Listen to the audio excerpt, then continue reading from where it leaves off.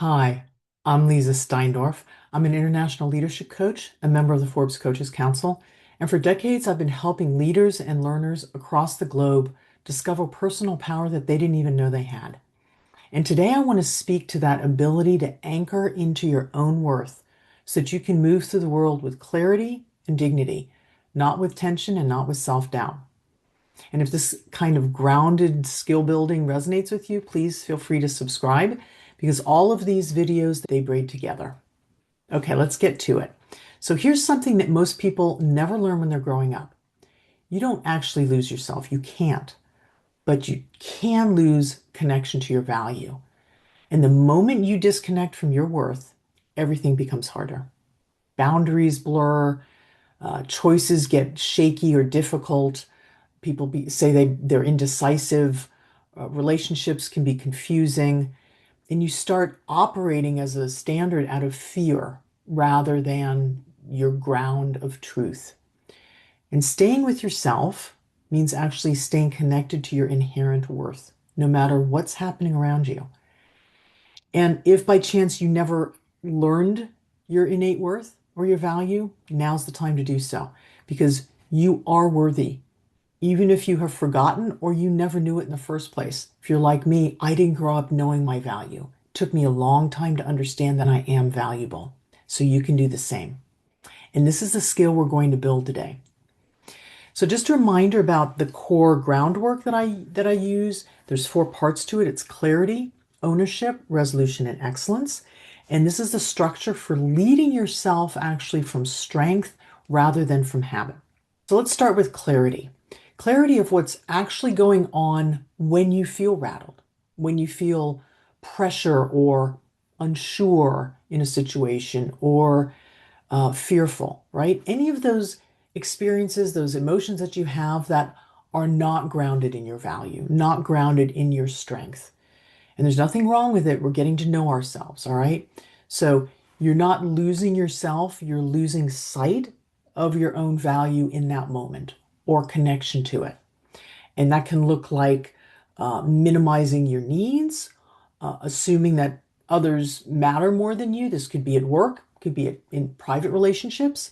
It can be actually abandoning the clarity that you do have in order to avoid somebody being uncomfortable with you, right? Saying, "Oh, I must have misunderstood," when you notice someone's getting frustrated.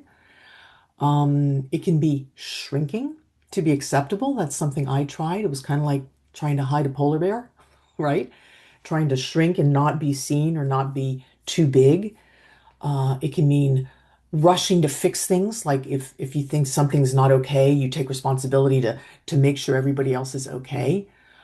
Or even editing yourself, right? Not sharing everything or sharing only specific things or altering yourself so that you can feel safe or that other people approve of you. And there's nothing wrong with operating this way, but it doesn't feed your soul. And it's not really honoring who you are and your value. And none of that's about weakness, right? It's about conditioning. Most of us grew up learning to create some sort of connection by lowering ourselves, by giving up parts of ourselves. And you don't have to do that. I remember my father used to say to me, "You don't know what you're talking about," or um, "when you grow up, you'll understand," or "children should be seen and not heard." All of these phrases that helped me be conditioned to not say anything, to think what I had to share wasn't important, or just who I was wasn't important. So staying with yourself means that you remain connected to your worth even when the moment challenges it, even when other people challenge it. You don't collapse your value, you don't give up your truth, and you don't negotiate your own dignity. You stand solidly in who you are in your center, and you let your presence rise and be equal to the moment. And that doesn't happen quickly. If you didn't learn it, trust me, I'm speaking from experience, but you can learn it. And that's why I'm here sharing these things with you. So that's getting clear what's actually going on for us. All right, let's look at ownership now. And ownership, the way that I define it, is taking 100% responsibility for your part in anything, for your experience, how you see things, how you're thinking, what you're saying, what you're doing. Doesn't mean you're responsible for other people, doesn't mean you're at fault for their actions or their responses. You're 100% responsible for yourself. So ownership here is the practice of saying, I will not deny my worth just to make this easier. Or we can flip that around. I will stand in my worth even if it gets sticky. Okay? And that might alone feel threatening to some people. Take a moment with it. So it's in recognizing that your value is not up for negotiation. And not because you're being defiant, but because your dignity is actually the baseline from which you get to relate to the world and they get to receive you. But you're the one that has to decide that. You're the one that has to bring that to the table. Because unfortunately, our world has also not been trained to see value in others, right? But we're starting with ourselves. So ownership is not about being loud or forceful. It can be super quiet. It's a strength of self and a refusal to diminish who you are. So it's the moment when you choose your truth over approval, over somebody else agreeing with you. And that's not always easy, right? So it really can be as simple as your worth over fear or your integrity over making others happy or performance. And that's where the shift happens, right? I was in a situation where I had brought, in my opinion, some really good work to an organization, and there was someone on the team, on the executive team, who felt threatened by me, who did not have certain skill sets that were needed for their position. And in the end, we ended up in a conversation with the CEO, and this person belittled me and accused me falsely and really was very unkind and diminished my value. And for a minute, again, I was like, back in that small, oh, I must have done it wrong. And then this practice came. And I said, I'd like to interrupt you for a minute. You have every right to your perspective, and you have every right to share that here, but you have no right to belittle me or to accuse me unjustly without any proof of what you're saying. So we can continue this conversation, but my value is not in question. That was not an easy statement for me to make, but it was easier because I've been practicing this for a long time. And in the end, I walked away from that situation and from that company feeling actually quite good because I knew that if that's how they were doing business, that was not a company that I wanted to be involved with. And that leads me to resolution. And the way that I use the word resolution is bringing into alignment our value system with our actions, with our relationships, with the world around us. And if they're out of alignment, if there's friction or it's not working, we do what we need to in order to bring that into alignment, like I did in that conversation. So resolution here is the how to. It's how do we stay connected to our worth in real time? Like, how do you do that? So I'm going to give you a couple steps that you can take, right, in order to stay with yourself. The first one is notice when you start to shrink. Yeah, that feeling, however you experience in your physical being, in your emotional being, for me, it feels like I'm sinking and I'm getting very heavy. And it's subtle, right? It might feel like, or you might agree too quickly, or soften your truth, or you ignore your discomfort, right? How many times have things happened and you say, oh, I knew it was going to happen that way, but you ignored it? Or you're performing and showing that you're just fine when actually you don't feel that way.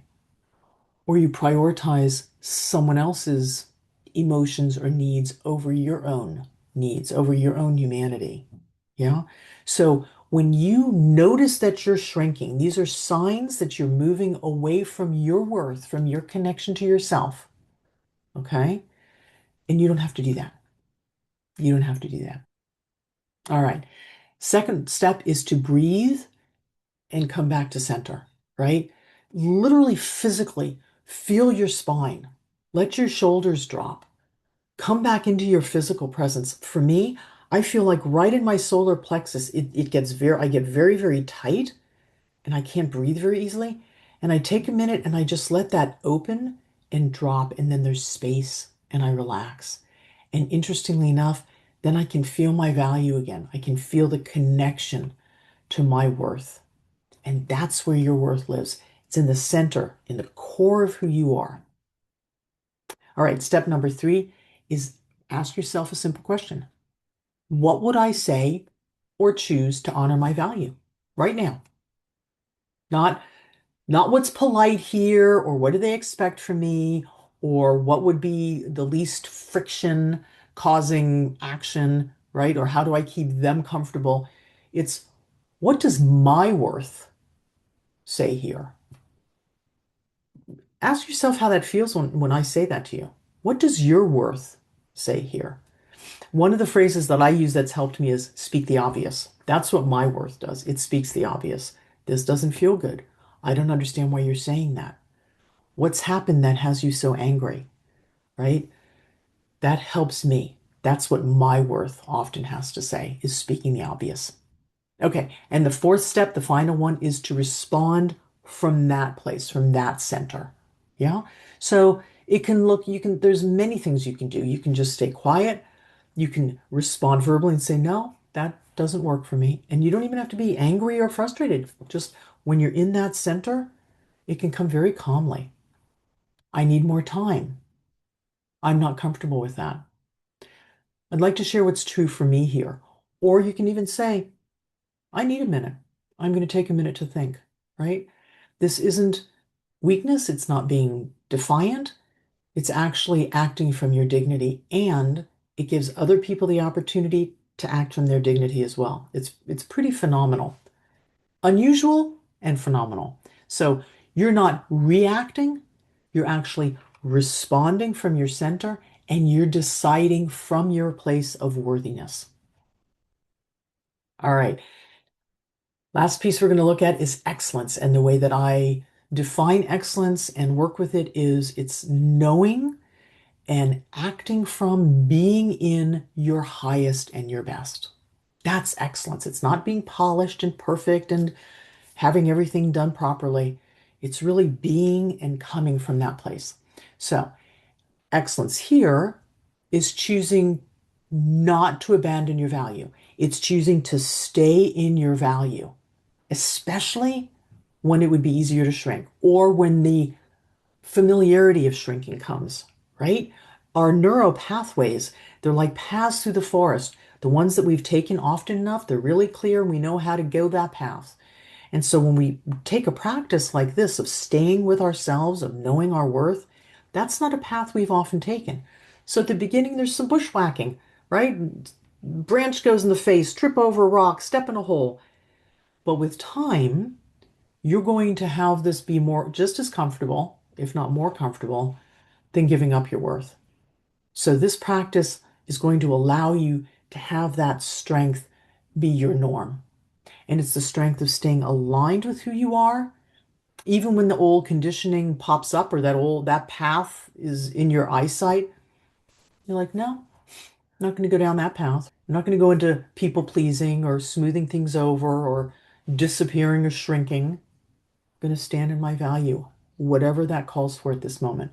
So excellence is the courage to let your presence rise in the moment. You don't have to be bigger.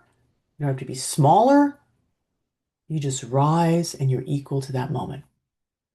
And that kind of internal steadiness, that's something you can learn.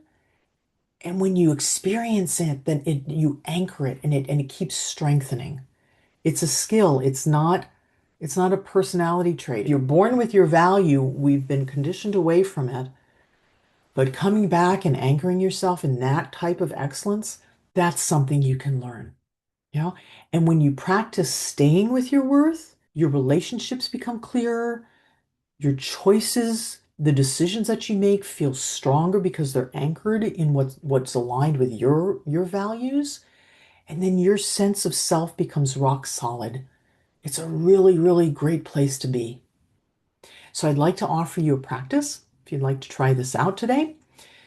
When you feel yourself getting small, or when you rush to agree even though it's not what you want to do, or you bite your tongue instead of actually sharing what's present for you. Yeah.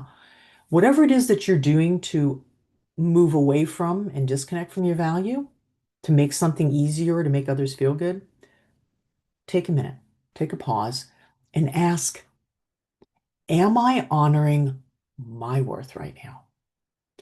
And if the answer is yes, go with it and trust yourself even in the face of opposition. Because sometimes when there's friction, when friction comes, we might think, oh, I'm not taking care of myself.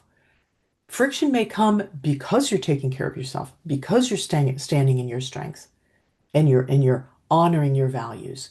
It's not the norm out there. This walk does not mean everything's going to be perfect all the time, but it's going to feel better because you're going to be walking from your place of sovereignty. And if the answer is no, that you're actually not honoring your worth, then take that moment. Come back to your center. As we said, take a breath, drop your shoulders, feel your spine, your physical center, and then make that next mini choice, just the very next thing from that place of your own value. And that's the whole practice. Again and again and again. Life does not have to be hard, and we can make it easier for ourselves. Circumstances can be incredibly challenging, but how we walk through it can get easier. And that's what I'm hoping you'll be able to take from some of this work. So if you want to get better at staying steady and staying rooted in your own value when life gets rough and tumble, then keep practicing this return to yourself. It's small, but it changes everything, really. And if this is useful to you, please subscribe, share it with others if you feel they'll find it useful as well. All of these teachings weave together and support each other. So when you subscribe, you'll be able to know when other videos come up. And if you want to go deeper, have more support, you're always welcome to reach out to me. Thank you. Be well.